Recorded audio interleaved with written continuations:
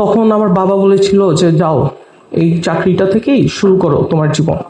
আমি আমার মাকে গিয়ে বলি, মা আমি এই চাকরিটি করব না, এই চাকরিটি করলে হয়তোবা আমি জীবনে উন্নতি করতে পারবো না, আমার পরিবারে কোনোদিনও সফলতা বা সেই সচ্ছলতাটা হবে না, আমি হয়তোবা মানুষের জন্য কিছু করতে পারবো না, যেটি ছোটবেলা থেকে তুমি আমাকে বলেছিলে করতে।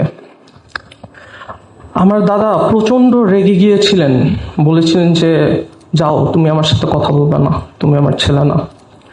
আমার দাদি বলে, বাবা আমি মা, আমি সব সহ্য করে নিব, কিন্তু তুমি তোমার সফলতাটা ধরে রেখো। সেইভাবে বাবা ঢাকায় এসে বিসিএস পরীক্ষা দিল, উত্তীর্ণ হলো এবং পুলিশ হলো। যেদিন পুলিশ হয় সেদিন দাদি বলল, এখন তো পুলিশ হলা, একজন বড় অফিসার হলা, মনে রেখো তুমিও একটি নিম্নবিত্ত পরিবার থেকে এসেছো, তোমাকেও মানুষের পাশে দাঁড়াতে হবে, মানুষকে সাহায্য করতে হবে। আমার মনে পড়ে যখন বাবা হাইওয়েতে ছিল, বাবার একটি অ্যাক্সিডেন্ট হয়েছিল। অ্যাক্সিডেন্টের পরে বাবার রগে অনেক ক্ষতি হয়েছিল। দাদিকে যখন জিজ্ঞেস করলাম যে তোমার অনুভূতি কি, ছেলে তো অনেক কষ্ট পেয়েছে, বলে যে আমার ছেলে দেশের মানুষের সেবা করতে গিয়ে আহত হয়েছে, আমার এটাতে কোনো কষ্ট নাই। এখানে উপস্থিত সকল মাই তাদের পরিবার, তাদের ছেলে মেয়েদেরকে আমাদের দেশের একটি সম্পদ হিসেবে গড়ে তুলেছে।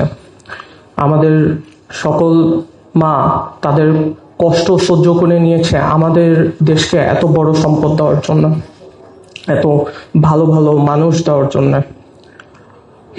আমি সকল মাকে আমার শ্রদ্ধা জ্ঞাপন করছি এবং শেষ করছি নেপোলিয়নের একটা সুন্দর বক্তব্য দিয়ে, যে everything that I have done good and achieved is all because of my mother. Thank you.